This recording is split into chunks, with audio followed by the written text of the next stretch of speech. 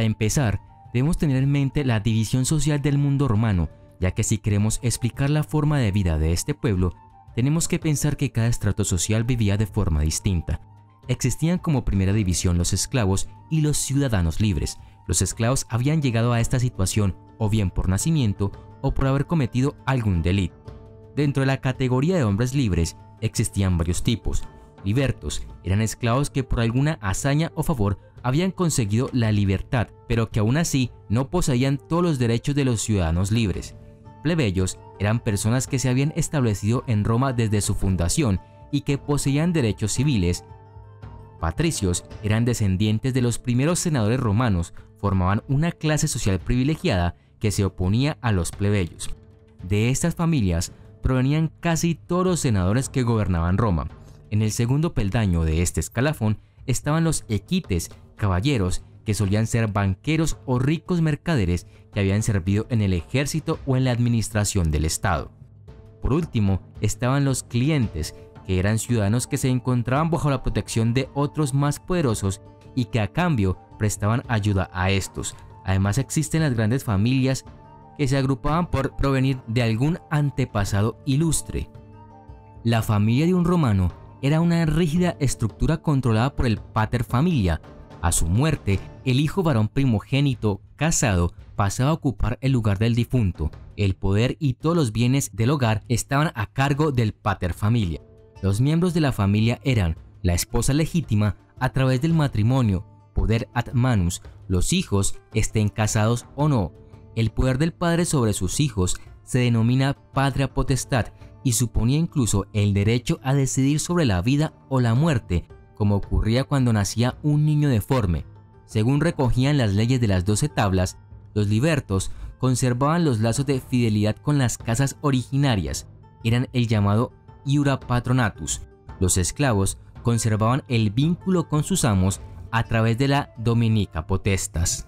Entre las atribuciones del pater familia estaba la de concertar el matrimonio de sus hijos en edad impúber con los hijos de otro jefe de familia. El matrimonio era un acto privado en el que no intervenía ninguna autoridad civil o religiosa, pero que tenía validez en la sociedad romana. Primero se realizaba una esponsalia, promesa de matrimonio, cuando los niños habían cumplido 7 años. Años más tarde se realizaba la ceremonia matrimonial, según el modo de autoridad que hubiera ejercido el pater familia. El matrimonio se acordaba para tener hijos y no por amor, principalmente para tener hijos legítimos varones, ya que era obligación del pater familia el asegurar la supervivencia de la familia. Cuando los cónyuges no podían tenerlos, recurrían a la adopción. A la edad de 6 años, los niños comenzaban la escuela. Antes de esto eran tutelados por sus padres y dedicaban su tiempo a juegos. La escuela corría económicamente a cargo de la familia y por tanto solo algunos podían permitirse formar a sus hijos. El sistema educativo que se impuso a partir del siglo III a.C. consistía en una enseñanza primaria hasta los 12 años, o ludus literator, basada en el modelo griego y enseñaba lectura, escritura, cálculo y oratoria. A los 12 años comenzaba la educación secundaria o idus grammaticus y acababa a los 16. Esta se realizaba con un tutor o grammaticus y en ella se enseñaba a leer correctamente y con buena entonación los textos en latín. La enseñanza estaba pensada solamente para hombres. Algunas mujeres realizaban estudios primarios, siendo un número escaso el de mujeres con estudios secundarios o superiores. A los 17 o 18 años se consideraba como la mayoría de edad del joven. El pater familia le colocaba a su hijo la toga viril y a partir de entonces era considerado ciudadano. Hasta los 20 años, y si el joven quería continuar con sus estudios, podía realizar enseñanzas superiores o ludus rhetoricus, donde enseñaban oratoria, filosofía o derecho. Solo la clase alta podía optar a la cuantía de estas enseñanzas superiores. Terminar la educación, el joven romano aristócrata tenía 2 caminos, el ejército o la administración pública. Los más pudientes optaban por la segunda, siendo frecuente ver a chicos de 16 o 18 años ocupando el cargo de oficiales o sacerdotes del Estado y de oradores del foro. Un buen orador tenía siempre más popularidad o fama que cualquier poeta. Los romanos tenían varios modelos de viviendas, dependía de la situación económica del propietario. Las insulae eran las viviendas urbanas, la mayoría de alquiler, llamados cenácula, pero como los alquileres eran muy caros, era frecuente que el inquilino realquilara habitaciones a otros hasta llegar a un tremendo hacinamiento. Construidas con varios pisos de altura, con materiales no muy buenos, eran la residencia de las clases populares. Las insulae eran poco confortables, oscuras y pequeñas. No tenían agua corriente ni retrete, y las habitaciones de pequeñas dimensiones solían utilizarse para cualquier uso. En ellas no se solía cocinar por miedo de provocar un incendio.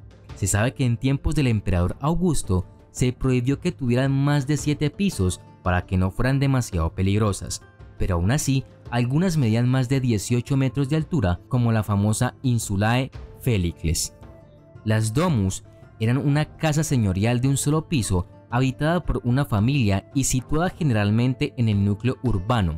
En un principio era la vivienda tradicional de los romanos, pero con el tiempo pasó a ser la casa de las clases sociales más adineradas.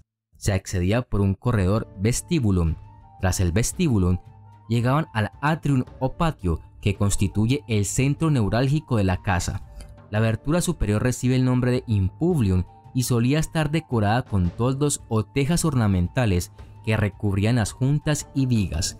En el suelo encontramos el compublium, que constaba de una pequeña fuente y de un estanque que recogía el agua de lluvia.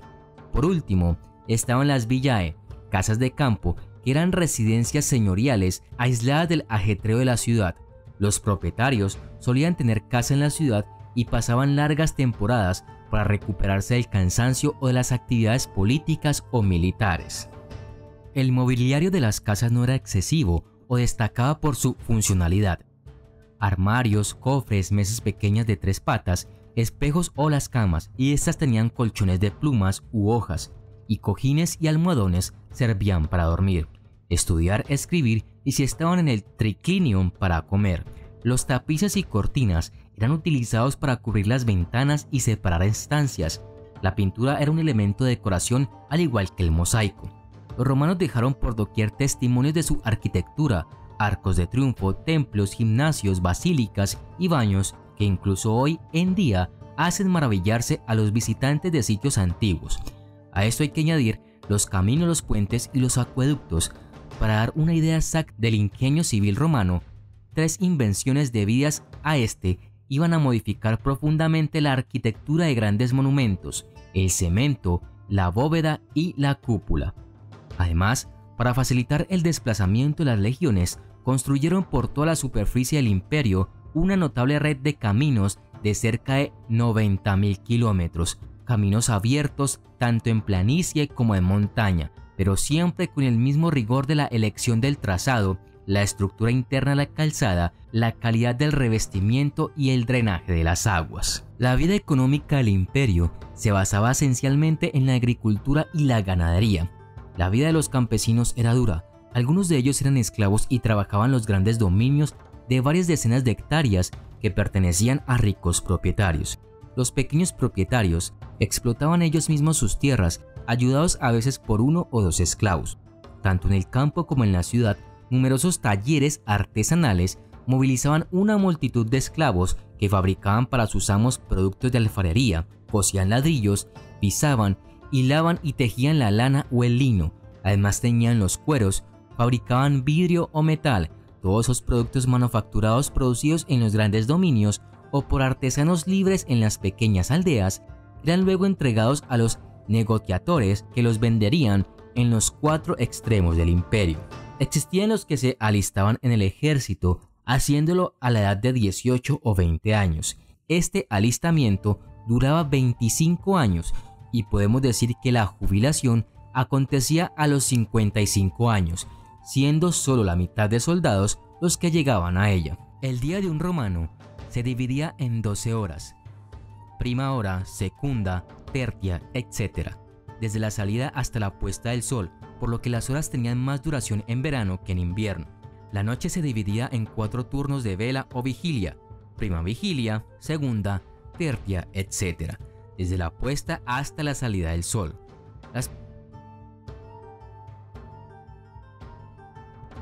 Cuando pensamos en la antigua Roma, imaginamos una capital imperial con impresionantes estructuras de mármol y lujosas viviendas.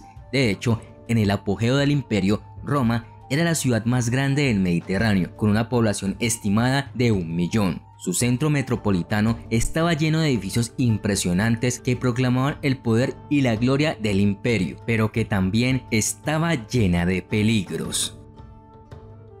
Hacinamiento. Para un ciudadano romano de estrato bajo, vivir era cualquier cosa menos lujoso. Sus barrios eran estrechos, miserables y peligrosos. En lugar de viviendas unifamiliares domus, los pobres vivían en edificios de apartamentos de gran altura, que estaban en el mejor de los casos equipados con letrinas comunitarias y fuentes de agua. Se estima que los primeros edificios de apartamentos del Imperio Romano superaron en número a las viviendas unifamiliares en una proporción de 26:1. Debido al hacinamiento, el saneamiento deficiente y en general la mala nutrición, las enfermedades eran constantes entre las masas urbanas de Roma, cuya esperanza de vida en consecuencia era más corta.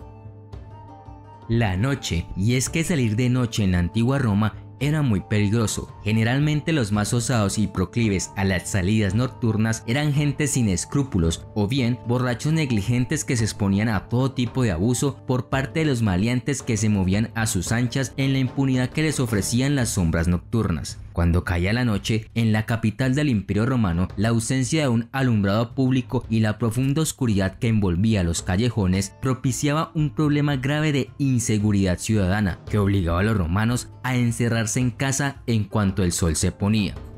Otro peligro nocturno era el constituido por los gamberros. Había en Roma cuadrillas de mozalbetes, algunos de ellos de las mejores familias de la ciudad. Caminaban a sus anchas por la urbe cometiendo toda clase de abusos. En ocasiones hasta arrojaban a sus víctimas a la cloaca más próxima. Estos se mezclaban con los atracadores y agresores de toda índole que abundaban en la ciudad. Aquellos ciudadanos más pudientes que se veían obligados a salir lo hacían siempre acompañados por una comitiva de esclavos que portando antorchas les iluminaban y protegían. Si uno quería sentirse seguro, debía llevar su propia escolta, 4 o 5 fornidos esclavos, armados de garrotes y provistos de luces. El resto de los romanos solo lo hacían si era estrictamente necesario y bajo la protección de las rondas de las patrullas nocturnas, los sebaciaria.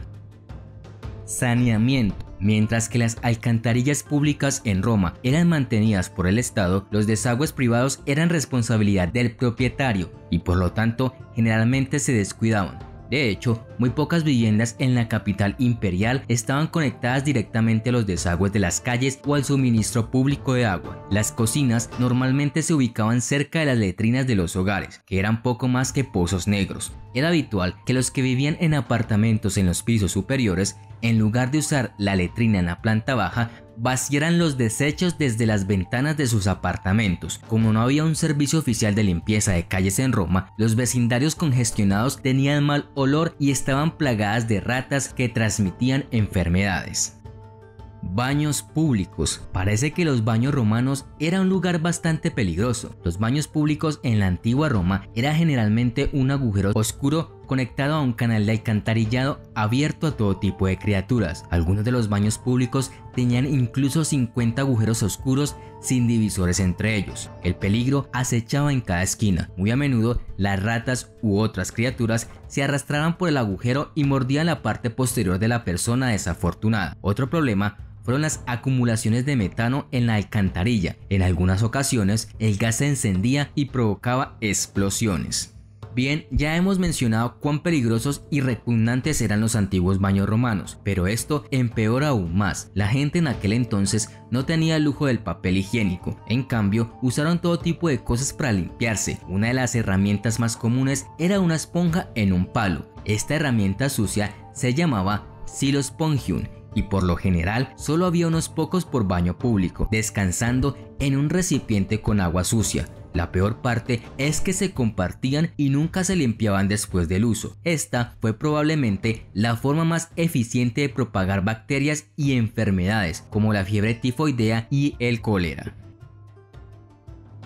Enfermedades. Si bien se sabe que la gente de Roma sufrió de plagas que estallaron en varias ocasiones, como la malaria en su forma más peligrosa, tuberculosis, fiebre tifoidea y ciertas dolencias digestivas como la gastroenteritis, los estudios sugieren que en el periodo de julio a octubre estuvo marcado por una alta mortalidad, con aproximadamente 30.000 residentes muriendo cada año. Los autores romanos se refieren a estos meses como enfermizos e instaban a sus compañeros romanos a huir de la ciudad. Se estima que cada año varios miles de personas morían en Roma por estas enfermedades, y las mujeres y los niños pequeños de 1 a 5 años eran especialmente vulnerables. Estiércol de cabra. Otro ingrediente que los romanos usaban muy a menudo era el estiércol de cabra. Según Plinio el Viejo, el estiércol de cabra, además de otras cosas, era útil para reparar heridas en caso de emergencia. Plinio escribió que el mejor estiércol se recolectaba en primavera y se secaba, pero los excrementos frescos también podrían ser útiles.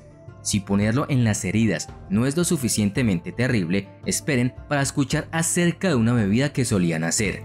Antiguos atletas romanos elaboraban una bebida deportiva con estiércol de cabra en polvo y vinagre. Se pensaba que la bebida daba fuerza a los atletas exhaustos. Según Plinio, la bebida era tan buena que incluso Nerón la bebió. Incendios. En el siglo I antes de nuestra era, Roma era la ciudad más esplendorosa de su tiempo, con casi 1 millón de habitantes. La capital del imperio más poderoso jamás conocido era un hervidero de seres humanos que pululaban por todas partes, y a mayor población, mayores son los riesgos. Debido a la gran cantidad de madera, paja y sustancias inflamables, los incendios comenzaron a ser sumamente frecuentes, provocando mucha destrucción y bajas civiles. Las primeras formas de combatir los incendios en esta enorme ciudad eran sumamente rudimentarias. Se colocaban esclavos en zonas estratégicas de la ciudad, armados con unos cuantos cubos con agua. Esta técnica resultó ineficaz, y ante el incendio del año 6 después de Cristo, el emperador Augusto decidió sustituir este sistema creando un cuerpo de vigiles, que hoy podríamos llamar el primer cuerpo de bomberos profesionales de la historia, formado por unos 600 hombres. Pese a esto, en Roma ocurrió un gran incendio cerca del Circo Máximo, que pronto alcanzaría proporciones catastróficas, pues fue imposible sofocarlo. El vino.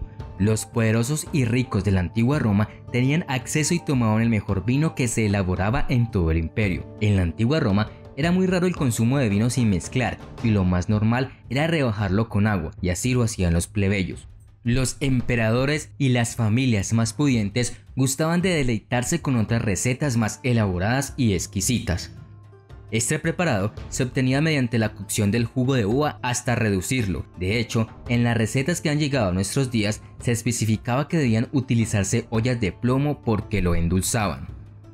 El dulzor de la sapa se debía al acetato de plomo, un compuesto químico que se forma en el proceso de cocción del vino en ollas de plomo. Incluso consiguieron elaborar su forma cristalina, el llamado azúcar de plomo, y utilizarlo como edulcorante artificial. Además de para rebajar el vino, también utilizaban la sapa como aderezo de muchos platos, por lo que el plomo ingerido en los banquetes podría haber sido el responsable de los frecuentes problemas de salud entre los emperadores como Tiberio, Calígula, Claudio, Nerón, etc. Dolores de cabeza, irritabilidad, depresión, esterilidad e incluso la muerte en dosis muy altas fueron las consecuencias de esta ingesta masiva de plomo a través del vino.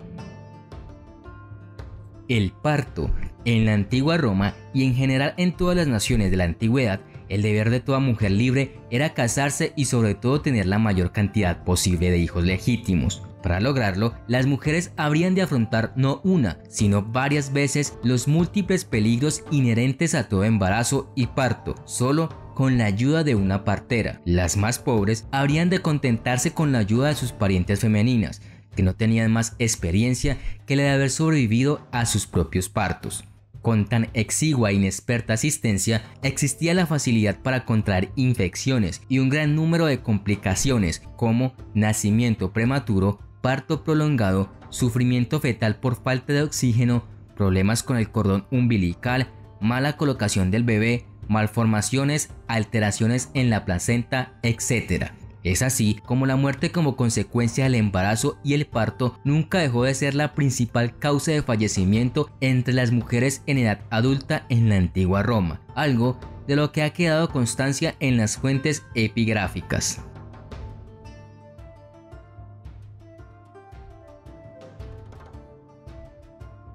La crucifixión. Después de la revuelta de esclavos de Espartaco en el año 71 a.C., se dijo que los esclavos fueron clavados en cruces a lo largo de un tramo de 100 kilómetros de la Vía Apia. Un total de más de 6.000 recibieron este castigo. Muchos de ellos permanecieron allí hasta que los buitres limpiaron sus huesos. Existe alguna evidencia arqueológica de que ocurrieron crucifixiones, pero no está claro si el castigo se practicó ampliamente. Roma reservaba la crucifixión principalmente para delitos contra el Estado, una forma de escarmiento publicitario contra agitadores y rebeldes, que de esta forma nadie desafiaría la autoridad y la población seguiría bajo control. La crucifixión se consideraba como una forma de castigo tan humillante que si era ciudadano romano, por supuesto, no podría ser crucificado, sin importar el delito. Por lo general, era la ejecución de elección para esclavos y personas consideradas por debajo de la dignidad de la ciudadanía romana. Era una forma de castigo público y esto enviaba un mensaje muy poderoso a todos los demás. Quizás fue la forma más insoportable de pena capital que conocemos. Clavado en un poste semidesnudo con un cartel sátiro sobre la cabeza y expuesto a la intemperie hasta que la inanición, las heridas y la asfixia acababan con la vida del reo. Los pies eran clavados directamente a través de los tobillos hasta el poste inferior de la cruz. Las manos o los brazos solo eran atados. En ocasiones, la víctima podría tardar varios días en morir mientras sufría dolores, calambres, sensación de asfixia y en ocasiones ataques de animales. Al final, en horas o en días, el deceso llegaba en forma de paro cardíaco o tromboembolismo pulmonar. La imagen icónica de la cruz cristiana tiende a presentar un haz vertical central atravesado por un haz perpendicular, pero las cruces reales que los romanos usaron para las ejecuciones probablemente tomaron una forma diferente. La cruz Tau, llamada así por su parecido con la letra griega, ha sido adoptada con el tiempo por varias órdenes y sectas cristianas y probablemente tenga un parecido más fuerte con el objeto sobre el cual Jesús murió que aquellas cruces más comúnmente representadas en el arte cristiano. Poena culei. Esta forma de castigo estuvo vigente durante siglos para finiquitar a los parricidas, esos malvados sujetos que atentan contra la vida de sus progenitores. El parricidio era un crimen tan horripilante que se pensaba que nadie podría cometer algo tan perverso, por lo que ni siquiera había legislación al respecto. El castigo consistía en lanzar al condenado desnudo al mar o a un río metido en un saco de cuero con una víbora, de la que se creía que era un animal parricida, un mono, la caricatura del hombre, un gallo y un perro, y luego cocidos en el interior de un culeum. Al reo se le cubría la cabeza con un gorro de piel de lobo y se calzaba con zapatos hechos de madera para que no pudiera defenderse.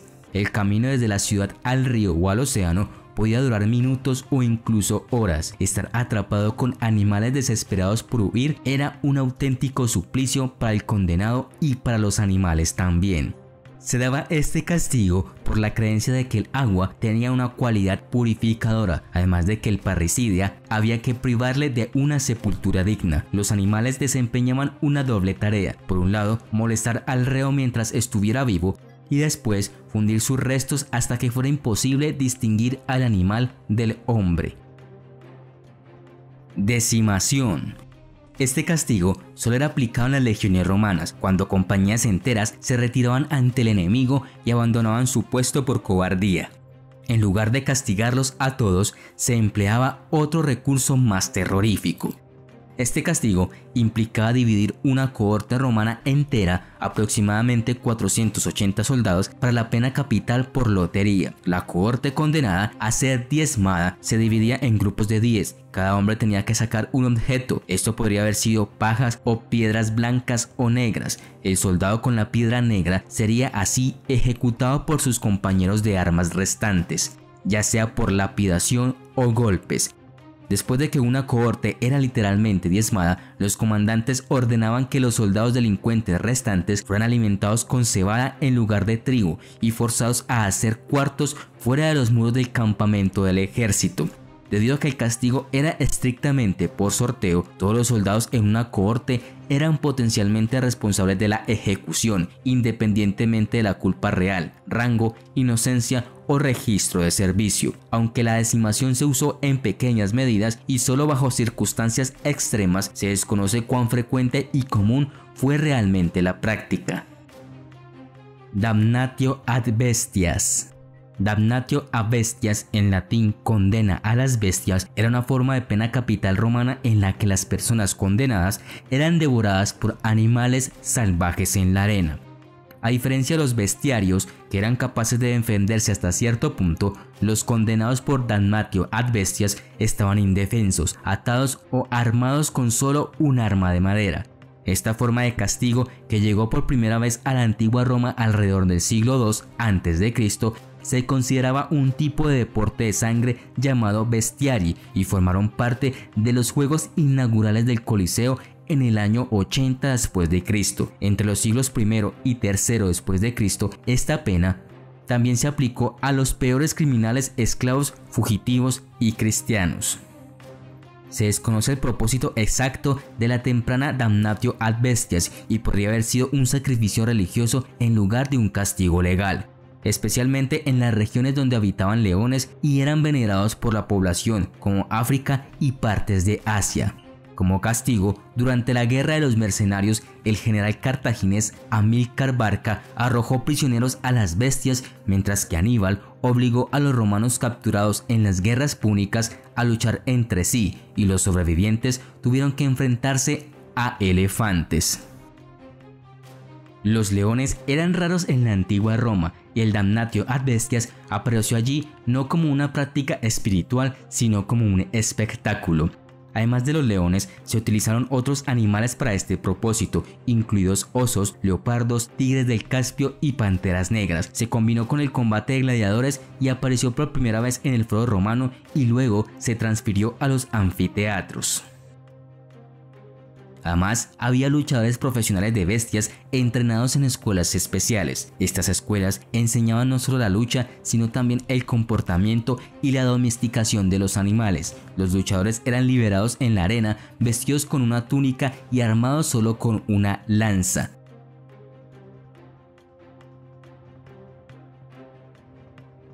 Enterrados vivos. Este era un castigo exclusivo de las vírgenes vestales que rompían sus votos de castidad. Como su nombre lo indica, la virginidad era parte integral de su identidad. Si bien el sexo extramarital estaba mal visto en Roma, aquellos que lo practicaban solían enfrentar un destino no peor que la confiscación de bienes. Para las vírgenes vestales, sin embargo, era un asunto mucho más serio. Fueron consideradas hijas del Estado y tener relaciones con cualquiera era equivalente a traición. El castigo original supuestamente era azotar o lapidar a la parte culpable, pero Tarquinius Priscus, el quinto rey de Roma, ideó un castigo aún más cruel. A nadie se le permitía derramar la sangre de una virgen vestal, por lo que para resolver este problema se decidió que una virgen vestal culpable debía ser enterrada viva. Sin embargo, esto condujo a otro problema, ya que técnicamente no se permitían entierros dentro de la ciudad de Roma. La solución: dele a la mujer condenada suficiente comida para mantenerla viva durante unos días para que su tumba pueda llamarse una habitación. De esta manera, la virgen vestal no fue enterrada viva, sino que simplemente fue enviada a una habitación con algunas provisiones donde moriría de muerte natural. La sombría procesión a esa supuesta habitación comenzaba cuando la despojaban de sus vitae y otras insignias, luego la llevaban a un terreno llamado Campus Sceleratus, justo dentro de las murallas de la ciudad, cerca de la puerta de Colline. Allí se había preparado previamente una pequeña bóveda subterránea que contenían un sofá, una lámpara y una mesa con un poco de comida. El Pontifex Maximus, después de levantar las manos al cielo y pronunciar una oración secreta, abría la litera, la bajaban por una escalera que luego era retirada y procedían a taponar la entrada.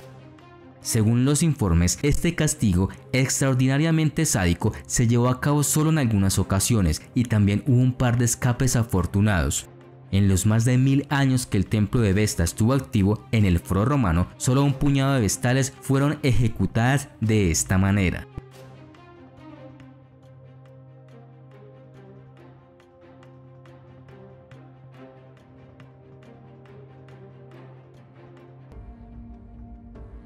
A los ojos de la élite, la plebe urbana de Roma adoraba a dioses extraños y era presa de innumerables supersticiones extravagantes. En el mercado consultaban a divinos de sueños, astrólogos y entre otros. Los más degradados de todos eran los cristianos, a quienes se consideraba ateos, ya que negaban la existencia de todas las divinidades excepto su propio dios. Sus miembros se negaron a hacer ofrendas a los dioses romanos o participar en festivales religiosos romanos, que Roma consideraba una cuestión de demostrar lealtad. Se suele afirmar que hubo 10 persecuciones romanas contra el cristianismo decretadas por 10 emperadores. Son las persecuciones de Nerón, Domiciano, Trajano, Marco Aurelio, Septimio Severo, Maximiano, Decio, Valeriano, Aureliano y Diocleciano. La de Nerón probablemente causó unas decenas de muertos en Roma y no se sintió fuera de la ciudad, pero con ejecuciones públicas en el Coliseo, mientras que la de Diocleciano tuvo como finalidad exterminar el cristianismo y se empleó a fondo. Tanto fue así que Diocleciano hizo acuñar una moneda con la inscripción Diocleciano emperador, que destruyó el nombre cristiano. La decimación fue un castigo extraño inventado por las legiones de Roma para castigar a las unidades que se amotinaban o huían de la batalla. La palabra literalmente significa eliminación de una décima parte. Sería así, el grupo ofensivo de soldados se dividiría en secciones de 10 hombres, entonces se llevaría a cabo una lotería en la cual uno de esos hombres sería elegido al azar. Los otros 9 golpearían a ese hombre hasta morir independientemente de su rango o reputación. El resto de los soldados se verían obligados a acampar lejos del ejército completo, teniendo que subsistir durante días con una dieta de cebada cruda. Debido a su efecto en la moral, este castigo rara vez se implementó, pero no era desconocido. Lo más atroz de todo fue una instancia en el siglo III durante la cual el emperador Maximiano ordenó la aniquilación de la legión tebana por negarse a renunciar a su cristianismo. Una vez realizada la aniquilación, nuevamente rechazaron sus órdenes y fueron diezmados nuevamente. Finalmente, Maximiano aniquiló a toda la legión por su disidencia. La arena es una de las facetas más emblemáticas de la vida romana y con razón fue una parte vital de la identidad cultural del imperio y una herramienta útil de los emperadores para aplacar y satisfacer a sus ciudadanos. Y no todos los eventos de la arena fueron violentos, pero muchos de ellos sí, principalmente los de gladiadores. Cualquiera podría ser un gladiador, por lo general eran esclavos o prisioneros de guerra. Sin embargo, algunos emperadores obligaron a los ciudadanos romanos de clase alta a luchar en la arena también. Los juegos en sí mismos pueden variar en escala, desde combates entre gladiadores individuales hasta recreaciones de batallas enteras tanto en tierra como en el mar, que pueden presentar miles de participantes, carros, caballos o barcos. Además de todo esto, en el Coliseo también se utilizaron animales exóticos como forma de ejecución de prisioneros y otras atrocidades similares.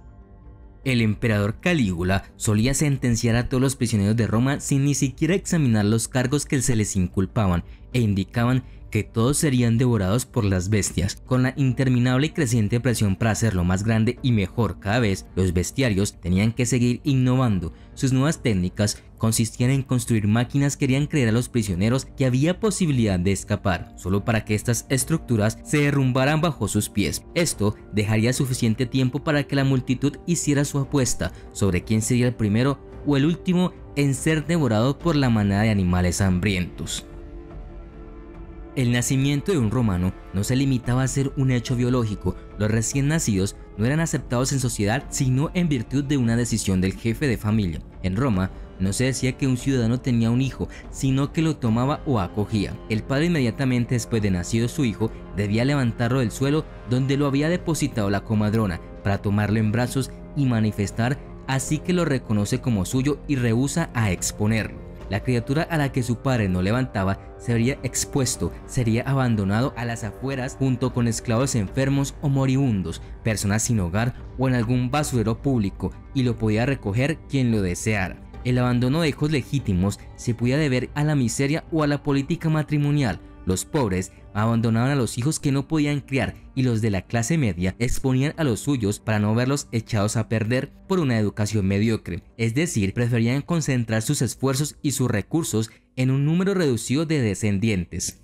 Otra razón por la cual se abandonaban a los niños en las familias adineradas era porque podían significar futuras disputas por sucesión testamentaria. Era una práctica bastante habitual y aceptada. Además, era la única forma en la que la gente podía controlar el tamaño de sus familias en una época donde el uso de anticonceptivos no era muy fiable. En Roma, esta forma lamentablemente de actuar no fue declarado punible con la pena capital hasta el año 374, y es que el abandono de niños era el principal recurso de los comerciantes de esclavos. Las guerras púnicas comenzaron por un conflicto de territorio y la expansión de Roma en Cartago. Sin embargo, después de la primera guerra púnica, el conflicto estaba más arraigado para Roma en su odio hacia el pueblo púnico. Marcus Cato, miembro del Senado romano, creía que Roma era superior a Cartago y concluía cada uno de sus discursos con 3 palabras de odio: Delenda ex Cartago, que significa Cartago debe ser destruido. Roma rápidamente se elevó sobre Cartago, desestabilizándola, apoderándose de su territorio y su gente. Sin embargo, debido a los esfuerzos de Cato y otros senadores romanos para persuadir a los romanos de que Cartago debía ser destruido, los romanos comenzaron la tercera guerra púnica.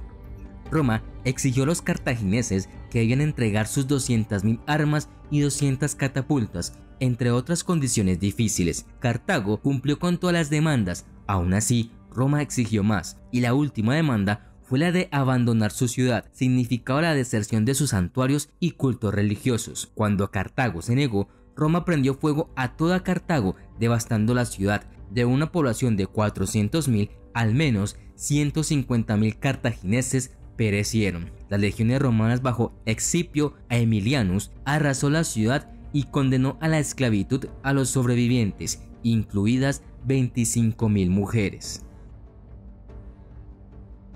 En el año 66 después de Cristo, los judíos de Judea se rebelaron contra sus amos romanos. En respuesta, el emperador Nerón envió un ejército bajo la dirección de Vespasiano para restablecer el orden. Para el año 68, la resistencia en la parte norte de la provincia había sido erradicada y los romanos volvieron toda su atención a la subyugación de Jerusalén. Ese mismo año, el emperador Nerón murió. En el caos resultante, Vespasiano fue declarado emperador y regresó a la ciudad imperial. Le tocó a su hijo Tito dirigir el ejército restante en el asalto a Jerusalén.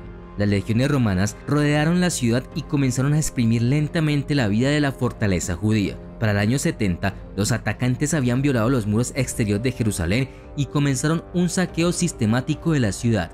El asalto culminó con la quema y destrucción del templo que sirvió como centro del judaísmo.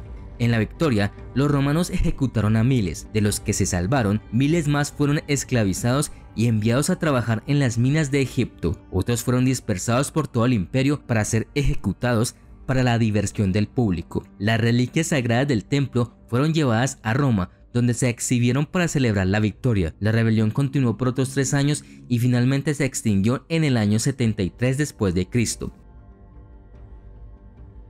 La esclavitud era una característica siempre presente del mundo romano. Los esclavos servían en hogares, agricultura, minas, talleres de fabricación, construcción y una amplia gama de servicios dentro de la ciudad. Hasta 1 de cada 5 en todo el imperio eran esclavos, y sobre esta base del trabajo forzado se construyó todo el edificio del Estado y la sociedad romana. Algunos esclavos fueron maltratados y tenidos en baja estima. En todo el antiguo mundo greco-romano, los esclavos tenían que atender a los caprichos de la élite, absolutamente a todos. Si se era un esclavo, no se podría decir que no. Como la gran mayoría fue capturada como resultado de las guerras romanas, donde quiera que hubiera victorias romanas, habría nuevos esclavos. Considerado como no más que una mercancía, cualquier buen trato que recibe un esclavo fue en gran parte solo para preservar su valor como trabajador y como un activo en el caso de una venta futura. Sin duda, algunos dueños de esclavos eran más generosos que otros y en algunos casos existía la posibilidad de ganarse la libertad. Otros vivían en las condiciones más crueles y duras, víctimas de los caprichos de la sociedad o la crueldad de sus amos. Pero la dura realidad del día a día de la gran mayoría de los esclavos romanos era ciertamente difícil de superar. Los romanos llevaron el exceso a nuevos niveles. Según Séneca, los romanos en los banquetes comían hasta que ya no podían y luego vomitaban para poder seguir comiendo. Algunas personas vomitaban en tazones que mantenían alrededor de la mesa, pero otros no se dejaban atrapar tanto en las formalidades. En algunos hogares, la gente simplemente vomitaba allí en el suelo y volvían a comer. Sin embargo, los esclavos son las personas por las que realmente debes sentir pena. Sus trabajos eran terribles. En palabras de Séneca, cuando nos reclinamos en un banquete, un esclavo limpia la saliva, otro situado debajo recoge el vómito de todos.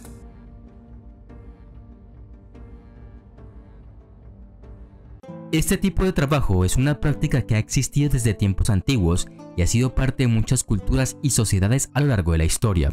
En la antigua Roma, esta era una práctica común y regulada que se llevaba a cabo en burdeles, en la calle y en otros lugares. La inversión de la clase élite en la gestión de burdeles, los impuestos que gravaban a estas mujeres trabajadoras y la gente que procuraba servicios impulsaba la economía de Roma. Así, Roma se convirtió en la antigua capital de la prostitución, tanto así que fue legalizada. La clase alta identificó las ganancias obtenidas al invertir en propiedades de burdeles y por lo tanto no perdió la oportunidad. Posadas, tabernas y sitios de todo tipo se asociaron al ejercicio de la prostitución. Calígula recaudó el impuesto sexual más infame, donde la parte de la tarifa de servicio de las prostitutas iría al tesoro estatal. Esto se denominó como el impuesto imperial. El mismo impuesto se impuso a las personas que procuraban este servicio. Alejandro Severo retuvo este impuesto cuando llegó al poder. La única diferencia fue que el dinero de los impuestos recaudados se destinó al mantenimiento de los edificios públicos y no al tesoro estatal. El edil, una oficina responsable de los edificios públicos, regulaba la prostitución en la antigua Roma, otorgando a las mujeres una licencia stupri, licencia para el libertinaje. Después de anotar sus datos, su seudónimo y sus precios, una vez que el nombre de una mujer se inscribía en el registro de los ediles, nunca se podía eliminar, convirtiéndose en una mancha permanente contra su nombre. Según los antiguos romanos, tener relaciones con una prostituta no era adulterio. También era una norma que un joven romano perdiera su virginidad con este tipo de mujeres. La prostitución masculina era muy común y a menudo ocurría en baños públicos. Al ingresar a los baños, las mujeres solían pagar el doble, pues en opinión de los propietarios, ganarían mucho más por los servicios que se brindaban en el interior. Los baños públicos estaban separados por género, por lo que era un lugar perfecto para la prostitución entre personas del mismo sexo. Como con casi todas las mujeres que venden sexo a lo largo de la historia, había una jerarquía dentro de la prostitución. Las meretrices, como se conocían en la antigua Roma, eran mujeres registradas para quienes vender sexo era una profesión, mientras que las demás mujeres no registradas o casuales caían en la categoría más amplia de prostibulae. Las meretrices tenían que pagar impuestos imperiales, pero se les negaban muchos derechos cívicos, pues eran personas infames. Los hombres romanos nacidos libres, por ejemplo, no podían casarse con meretrices. Algunas meretrices eran casi como cortesanas, eran ingeniosas, educadas y hermosas, y algunas ganaban grandes cantidades de dinero con clientes y patrocinadores adinerados. No todas las prostitutas eran esclavas, aunque muchas eran libertas, esclavas emancipadas. Dado que los esclavos se consideraban propiedad según la ley romana, los esclavos que trabajaban como prostitutas casi siempre eran obligados a hacerlo por sus amos y no habrían obtenido ningún beneficio económico. A veces los vendedores de esclavas adjuntaban una cláusula de ne serva a la esclava para evitar que fuera prostituida. La cláusula ne serva significaba que si el nuevo dueño usaba a la esclava para este trabajo, automáticamente quedaría libre. Los niños nacidos de esclavas prostitutas eran automáticamente esclavos. Las niñas recién nacidas que sus madres dejaban morir en las calles eran recogidas por familias para criarlas y utilizarlas en este trabajo. Normalmente, estas mujeres se podían identificar con relativa facilidad. A menudo vestían muy poca ropa o eran transparentes. A estas mujeres se les prohibía usar la estola, el vestido de una matrona romana, pero en su lugar se les obligaba a usar la toga como prenda exterior. Esto se debió a que se consideraba que estas mujeres tenían un deseo sexual masculino. También usaban largas cadenas de oro que les llegaban hasta la cintura, que eran obsequiadas por sus clientes o patrocinadores como señal de posesión más que cualquier otra cosa. Junto a los campamentos de las legiones romanas se instalaron lupanares que fueron instalados por los propios soldados. Por lo general, eran de madera con muebles pobres que en realidad estaban encerrados en unas pocas literas cubiertas con heno o pieles. Sin embargo, todo esto cambió después de que Roma se estableciera en muchas provincias y ralentizara su expansión. Esto permitió la construcción de lupanares más profesionales en los lugares donde estaban estacionados las legiones. A partir de eso, los lupanares solían estar centrados en áreas particulares de la ciudad, normalmente ocupadas y densamente pobladas. Un burdel romano no solía ser muy diferente de las casas normales. Los burdeles para patricios estaban comprensiblemente ricamente decorados. En las paredes se dibujaron frescos eróticos. La entrada al lupanar estaba custodiada por el llamado vilicus, que era guardia de seguridad y maestro de ceremonias. Saludaba a los clientes, recogía los pedidos y mantenía el burdel en orden. En el interior, sirvientes y los llamados aquari, que se aseguraban de que las copas de los invitados no estuvieran vacías. Luego estaban las ancillae ornatrices, que se ocupaban de la apariencia de las damas. Las habitaciones individuales habrían sido pequeñas y tenuamente iluminadas con el nombre de la mujer y los precios escritos con tiza en la puerta exterior. Las trabajadoras sexuales más elitistas de la clase patricia romana eran conocidas como la alta cortesana delicatae. Incluso las delicatae, que eran hijas rebeldes y seductoras de familias patricias honradas, traerían vergüenza y escándalo a su nombre familiar de élite. Es así como solían estar enmascaradas y por lo tanto protegidas de ser reconocidas. Algunas se hicieron conocidas como las ambulatae, que eran vagabundas sucias y provincianas que esperaban afuera o cerca de burdeles caros o lugares como la arena de gladiadores, teatros y circos, listas y dispuestas por solo 2 monedas. Para aquellos que eran demasiado tímidos para acercarse a un lupanar, siempre existía la opción de un encuentro con una prostituta del cementerio, una bustuariae. Estas mujeres operaban principalmente en los cementerios y tumbas subterráneas de Roma. Fueron descritas como vergonzosas, demacradas, pálidas y enfermizas, todas descripciones similares a los propios muertos. En la madrugada ofrecían sus servicios como dolientes a sueldo, pero por la noche estaban listas para cumplir cualquier oscuro deseo.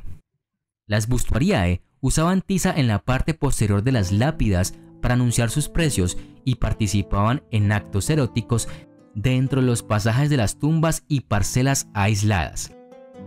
Su clientela estaba formada por sepultureros, entusiastas pseudonecrófilos y vulnerables viudos de luto. El servicio con una prostituta de clase baja costaba lo mismo que una barra de pan, y estas mujeres ganaban 3 veces más que un trabajador no calificado. Dentro de esta profesión, la vida sería para siempre una lucha por la supervivencia en lugar de una aventura llena de emociones de deseo carnal. Las condiciones de vida por sí solas hacían que la antigua vida de la prostitución estuviera plagada de enfermedades, fuera dolorosa y extremadamente incómoda. Las prostitutas no podían negar un servicio, a menudo eran abusadas, ultrajadas, golpeadas o incluso asesinadas por sus jefes o clientes. A menudo un cliente estaba celoso de otros a quienes servía la mujer y tomaba represalias. Además de brindar todo tipo de servicios, estas mujeres ofrecían apoyo emocional a sus clientes, que era incluso más duro que el sexo mismo. Aunque se sabía que los burdeles tenían sus propias cañerías de agua, lo que permitía a estas mujeres limpiarse entre cliente y cliente, sin embargo, sus raciones de agua solo permitían limpiar lo esencial en lugar de todo su cuerpo. Y por ejemplo, a las mujeres que trabajaban en los cementerios no tenían esos lujos. Se esperaba que éstas garantizaran la satisfacción de sus clientes desde el anochecer hasta el amanecer y luego esperarían su turno en los baños públicos solo si habían ganado suficiente dinero para ingresar. La apariencia de limpieza era esencial para mantener a los clientes en la antigua Roma, a través del olor, el estilo de vestir y el arreglo personal.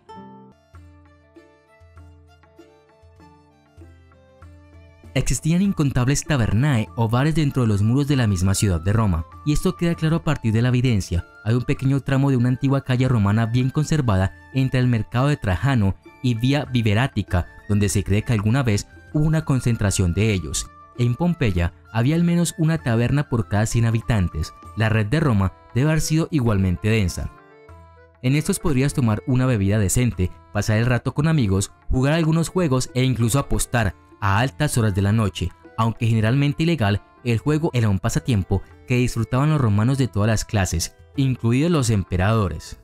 Varios restaurantes de servicio rápido conocidos como la Termopolia estaban abiertos hasta altas horas de la noche para aquellos que necesitaban un bocado nocturno.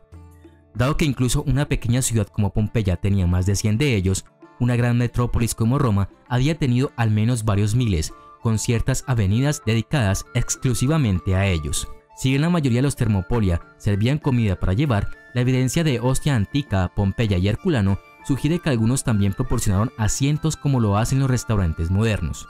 En varias ocasiones, los emperadores, considerando las tabernas como fuente de problemas, limitaron los alimentos que se podían servir en ellas.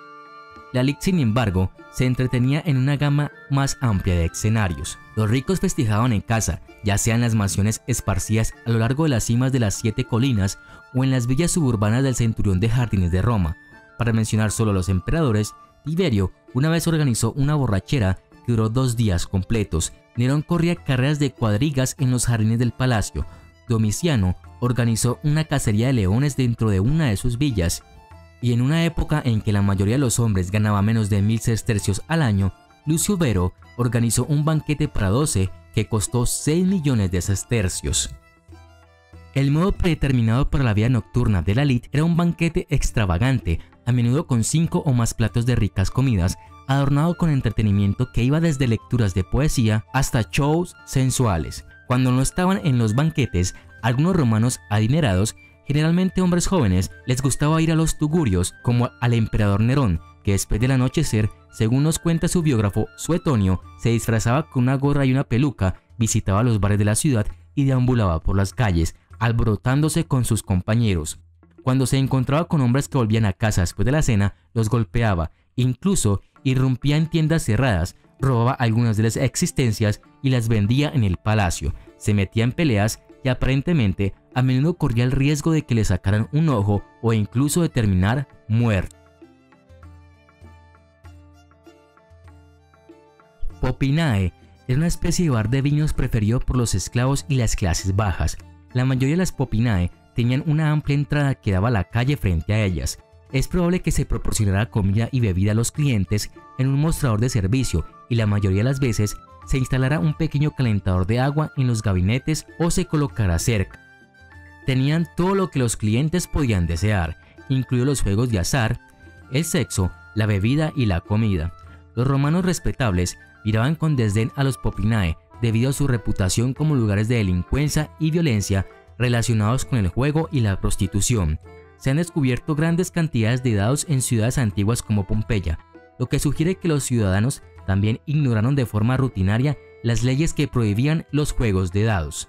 Los popinae eran populares entre las prostitutas, pero muchos de los bares de vinos descubiertos en Pompeya carecían de habitaciones privadas, por lo que las mujeres probablemente se encontraban allí con sus clientes antes de llevarlos a otro lugar.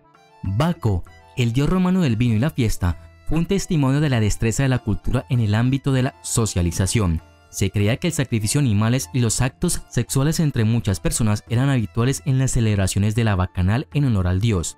El Senado romano prohibió tales reuniones en el año 186 después de Cristo porque se habían vuelto tan populares y evidentemente destructivas que se consideraban un desafío al poder del Senado.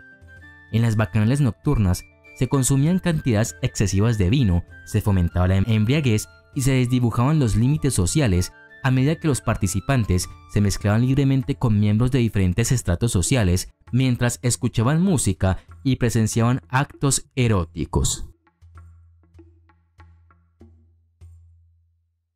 La antigua Roma utilizaba los vastos baños romanos para mucho más que la simple higiene personal. Durante la vida cotidiana en la antigua Roma, los baños eran un lugar popular para que personas de todos los grupos sociales se reunieran y se relajaran. Fueron considerados indispensables para la cultura y una sorprendente ilustración de la supremacía romana sobre otras civilizaciones. Las termae eran el tipo más común de baños públicos. Además de su amplitud y ambiente acogedor, estos lugares también incluían instalaciones deportivas y de ejercicio al aire libre. Los asistentes estaban allí para ayudar en todo y había kioscos de comida para todos los gustos. Los baños reales, que constaban de varias cámaras y piscinas climatizadas, estaban ubicados dentro. También se construyeron de acuerdo con los estrictos estándares de calentamiento hipocausto. Para esto, se calentaba agua en hornos ubicados debajo de los pisos elevados de las casas de baños. Desde allí el vapor se canalizaba a salas subterráneas. Los romanos seguían un horario estricto a medida que avanzaban por los baños. La primera parada sería el apoditorium o camerino, donde se quitarían la ropa y la dejarían custodiada por un sirviente o esclavo. Después de su tiempo en los baños, iban a la palaestra o gymnasium para hacer ejercicio y aceitarse el cuerpo. Posteriormente, fueron al tepidarium, una sala templada para entrar en calor tras una visita al frigadiarium, una cámara de congelación con baño de inmersión en agua fría. La última cámara era el caldarium, caliente y humedante. Luego, un sirviente usaría un istigril para quitar el aceite de su piel. En el 80 después de Cristo se organizaron por primera vez los Juegos en el Coliseo romano como acto inaugural. Decenas de miles de ciudadanos romanos, medio aburridos, estaban esperando en las gradas el gran espectáculo. Tenían de alguna manera curiosidad, pero no estaban del todo seguros de qué se trataba.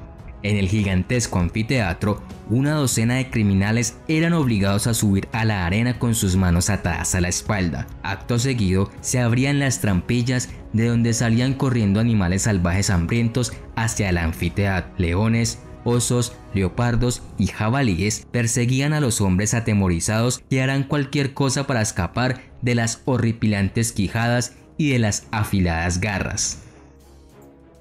El público del Coliseo en las gradas ríe y aplaude. Los espectadores de este macabro espectáculo eran invitados a hacer sus apuestas: qué criminal sucumbirá primero a estas feroces bestias y quién será el último en pie. Los organizadores y patrocinadores de los Juegos romanos en el anfiteatro se conocían como editores. El objetivo de estos juegos era promover sus opiniones y filosofías al máximo del público romano posible. Hombres y mujeres, ricos y pobres, niños y élite noble por igual. Cada nuevo juego prometía a su ansioso público un espectáculo aún más impresionante. Los editores de los niveles de políticos y aspirantes a nobles no dudarían en gastar enormes cantidades de dinero en los juegos que patrocinaban. Para estos patrocinadores, los juegos no solo eran un símbolo de poder y dinero, sino también una oportunidad. Mientras más impactantes e impresionantes eran los espectáculos, más público atraían, y cuanto más populares eran, más influencia tenían los editores. Era la forma perfecta para los patrocinadores de influir en la opinión pública a su favor. Cada detalle de estos juegos tenía que estar meticulosamente planeado, ya que la reputación de los organizadores dependía únicamente del buen o mal resultado de sus espectáculos.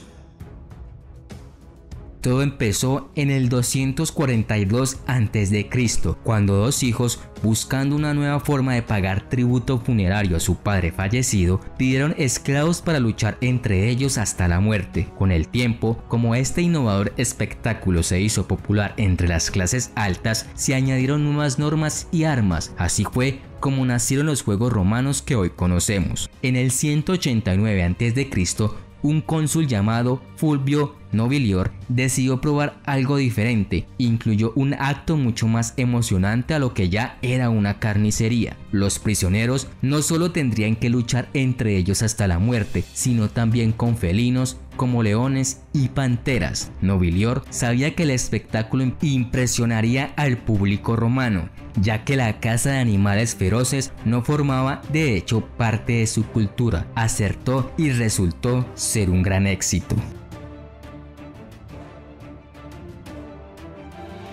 La introducción del acto animal creó un avance crucial en la evolución de los Juegos romanos. Se volvió mucho más entretenido ver a un criminal ser devorado por animales hambrientos y salvajes que dejarle morir de forma justa y honorable.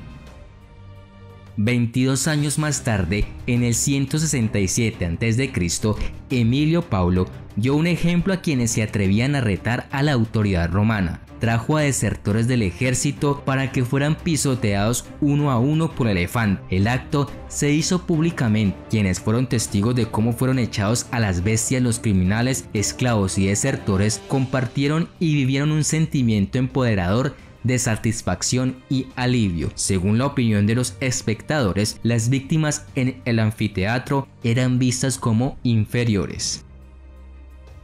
El pueblo romano también fue testigo de cacerías de animales llamadas venationes. En la arena se liberaban animales exóticos tales como leones, tigres, osos o hipopótamos, y estos eran cazados por los venatores. Estos eran gladiadores que tenían un mayor prestigio que el resto. Asimismo, estaban los bestiari. Estos eran luchadores con menos prestigio que los venatores y a menudo combatían por dinero, pero otros lo hacían contra su voluntad, por ser considerados enemigos de Roma. Estos eran enviados a la arena sin formación, protección ni armas adecuadas para la lucha y se enfrentaban a una muerte segura.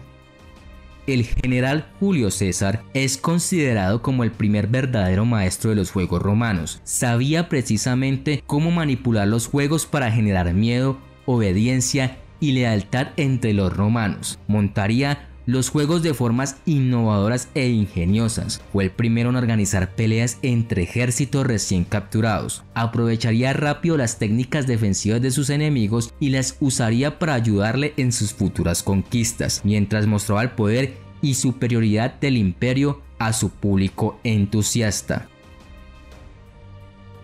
César también trajo animales exóticos de sus territorios recién conquistados y los usó en sus juegos. Pensaba que presentar estos animales en el anfiteatro sería una forma efectiva de enseñar a los romanos lo grande que era el imperio. Era quien organizaba cazas entre soldados y una multitud de leones y elefantes.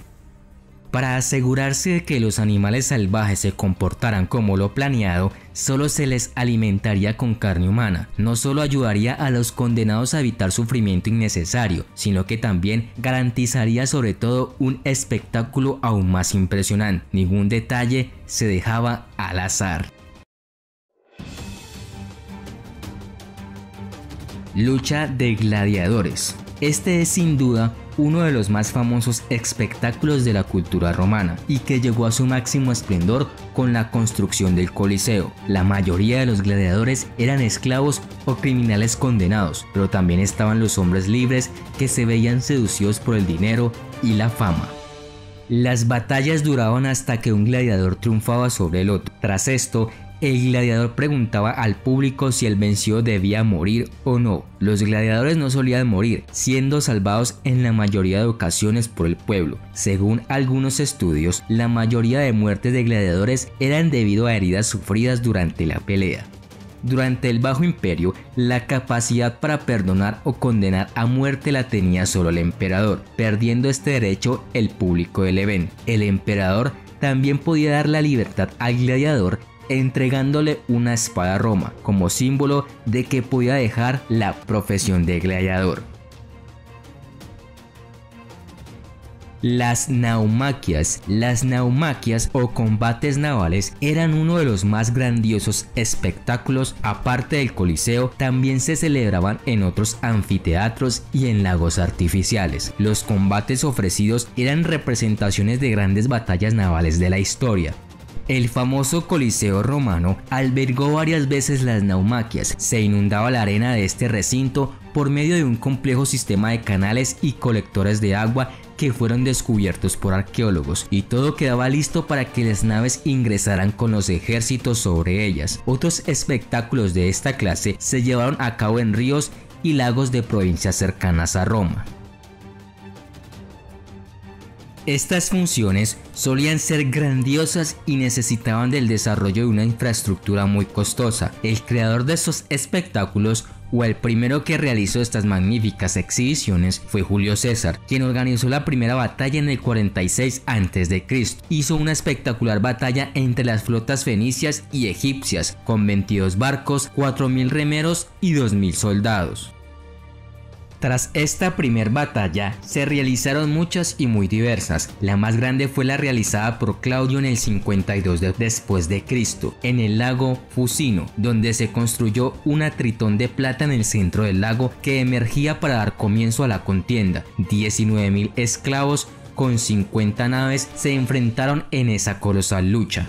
El historiador romano Suetonio nos cuenta cómo los esclavos saludaron al emperador con la famosa frase "Morituri te salutan", los que van a morir te saludan. Seguramente debido a su alto coste por la infraestructura material y humana, tras la dinastía Flavia se dejaron de realizar. Tales carreras fueron una característica destacada de los antiguos Juegos Olímpicos y otros juegos asociados con los festivales religiosos griegos. También se encuentra información en torno al siglo VI a.C., donde estas carreras fueron bastante populares entre los etruscos. Las carreras se asociaban con los juegos funerarios y también en Roma tenían vínculos religiosos, particularmente con las deidades que se representaban en carros como Helios, el dios del sol, y con un dios llamado Consus, una deidad agrícola que presidió graneros. Originalmente, las carreras se llevaban a cabo solo en festivales religiosos, pero luego también se realizaron en días no festivos cuando eran patrocinados por magistrados y otros dignatarios romanos, siendo los principales eventos de los Juegos Públicos romanos. Las carreras se llevaban a cabo en el circo. El circo más antiguo y más grande de Roma fue el Circus Maximus, construido en un largo valle que se extiende entre dos colinas. Originalmente no había edificio, solo una pista de arena plana con marcadores temporales. Los espectadores se sentaban en las laderas de las colinas a ambos lados de la pista. Poco a poco, el área se convirtió en un edificio de estilo estadio bien mantenido con un divisor central. El estadio tenía dos lados paralelos largos y un extremo redondeado con asientos alrededor. El otro extremo estaba lleno de establos y 12 puertas de inicio para carros. En el centro del circo había una barrera decorada llamada espina o euripos, completamente decorada con obeliscos corriendo por el centro de esta, postes de giros cónicos colocados en cada extremo de la pista, marcadores de vueltas como huevos y delfines que se giraban para marcar la finalización de cada uno de los 7 circuitos de una carrera típica.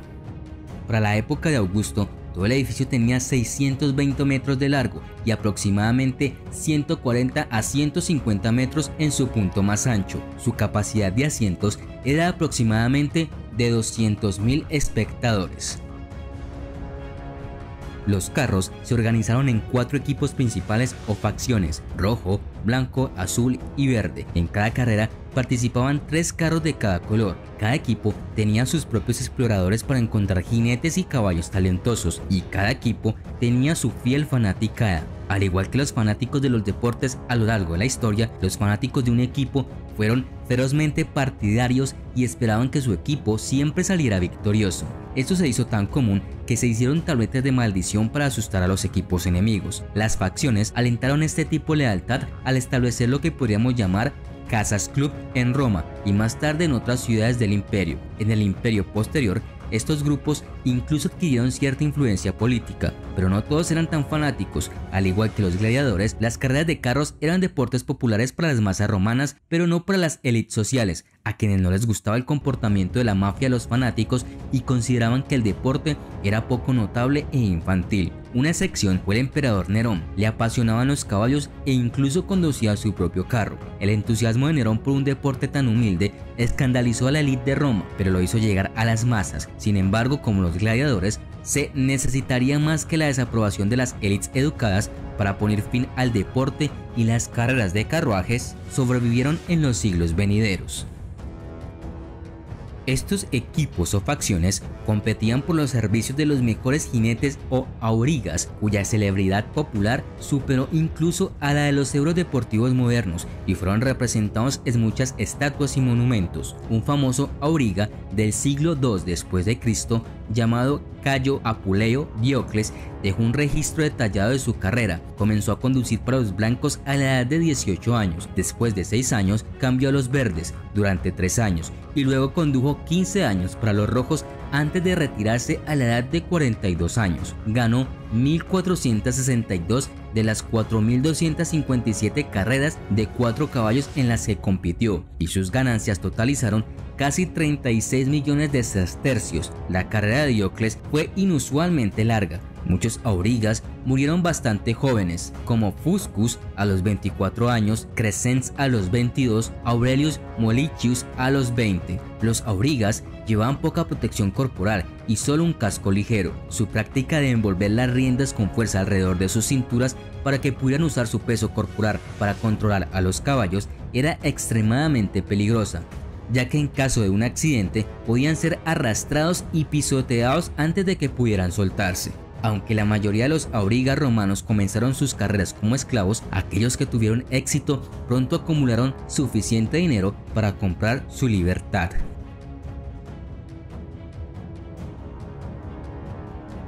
Los carros de las carreras romanas fueron diseñados para ser los más pequeños y livianos posible. A diferencia de los carros militares, que eran más grandes y a menudo reforzados con metal, los carros de carreras estaban hechos de madera y ofrecían poco apoyo o protección para el auriga, que básicamente tenía que equilibrarse en el eje mientras conducía. Los carros eran bajos y redondeados en la parte delantera. Los romanos registraron información sobre los nombres, las razas y el pedigrí de los caballos. Los preferidos por ellos eran los caballos de Hispania, de Sicilia, África, Tesalia y Capadocia. Los caballos tenían sus propios seguidores. Los caballos de carreras populares incluso recibieron premios de los emperadores. Los carros habitualmente eran tirados por 4 caballos o 2. En cuanto a los caballos auténticos protagonistas de las carreras, estaban muy bien adiestrados.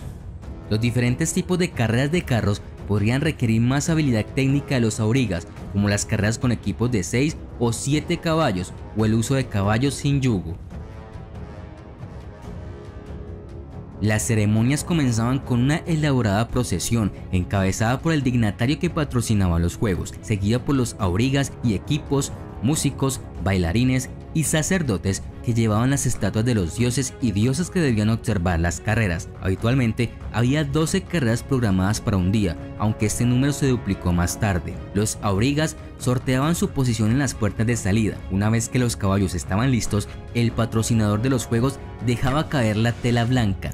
Ante esta señal se abrían las puertas y los caballos salían a la pista, pero la estrategia era evitar correr demasiado rápido al comienzo de la carrera, ya que había que correr 7 vueltas completas, pero tratar de mantener una posición cerca de la barrera y rodear los postes de giro lo más cerca posible sin golpearlos. A medida que avanzaba la carrera, las pasiones eran intensas tanto dentro como fuera de la pista.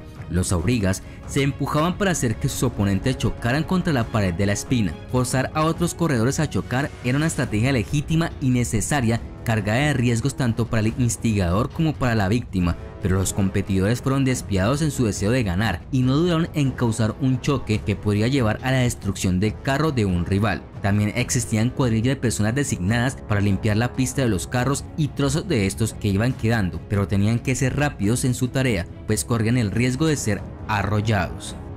Los espectadores podían seguir el progreso de una carrera mirando los contadores de huevos o delfines. El ganador era quien terminaba primero las 7 vueltas, independientemente si el auriga iba encima o no. Es por eso que unos buenos caballos eran de suma importancia.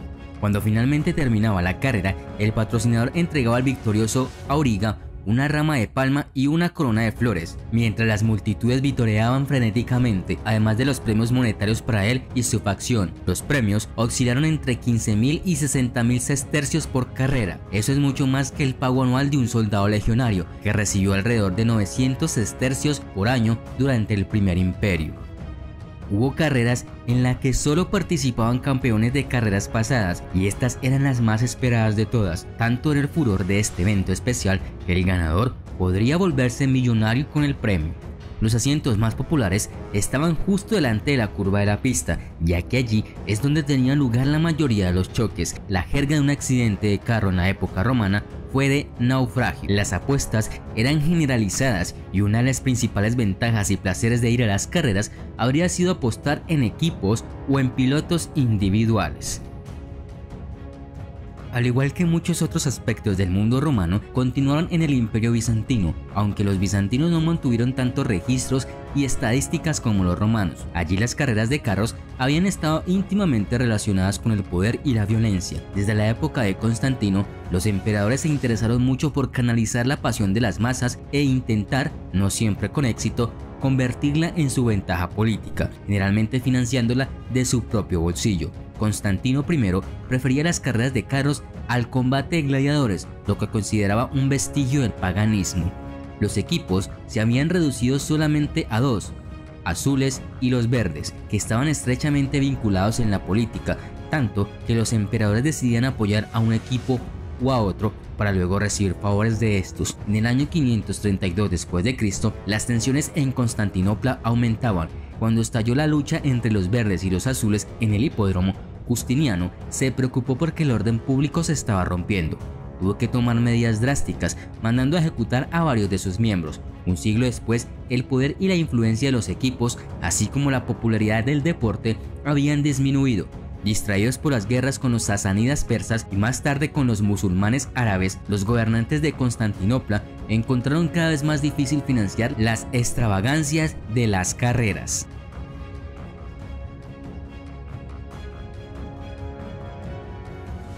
¿Cómo sería tu vida si tuvieras el máximo poder y recursos aparentemente ilimitados a tu disposición?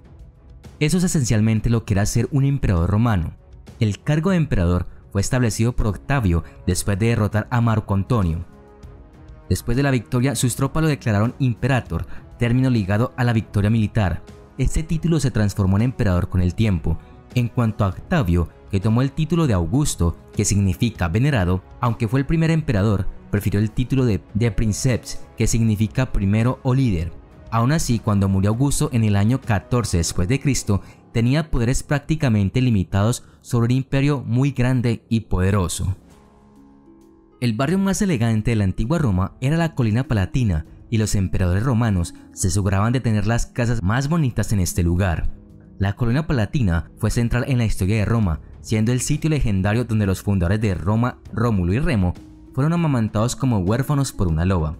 A lo largo de la República, los principales ciudadanos construyeron sus hogares allí, y durante gran parte del periodo imperial se convirtió en el hogar de facto de la casa imperial, tanto así que Augusto construyó su palacio en el Monte Palatino, que fue ampliado en gran medida por su sucesor Tiberio. En la época del emperador Domiciano, toda la colina se había cerrado, separando efectivamente al emperador y su casa del resto de la población. Controlar y gobernar las provincias era una parte sustancial del mandato de un emperador. Aunque la ciudad era importante para él, el emperador no tenía que pasar todo su tiempo en Roma, y muchos emperadores visitaban otras partes del imperio. Tal movilidad a menudo se asociaba con campañas militares, lo que significaba que tenían que pasar y permanecer en muchas ciudades de provincia. También se sabe que el emperador Adriano viajó extensamente por el imperio, observando y explorando sus dominios. Incluso, si el emperador no pudiera visitar todas las partes del imperio, podría mantener contacto personal a través de intermediarios. Además, podían venir a Roma los representantes de las provincias. Pero esto no quiere decir que todos los provinciales tuvieran contacto cercano con el emperador, pero es importante que el emperador pareciera accesible y no permitiera que las comunicaciones se vieran obstaculizadas por el tamaño del imperio. Cada emperador tenía un séquito, con algunos más grandes que otros. La tendencia general fue que los séquitos aumentaron a lo largo de la historia de Roma. Adriano es posible que haya tenido hasta 5.000 personas entre sus seguidores, que incluían familiares, funcionarios de la corte, guardias, esclavos, varios sirvientes y eruditos. La legitimidad del gobierno de un emperador dependía de su control del ejército y el reconocimiento por parte del Senado. Un emperador normalmente sería proclamado por sus tropas o investido con títulos imperiales por el Senado, o ambos.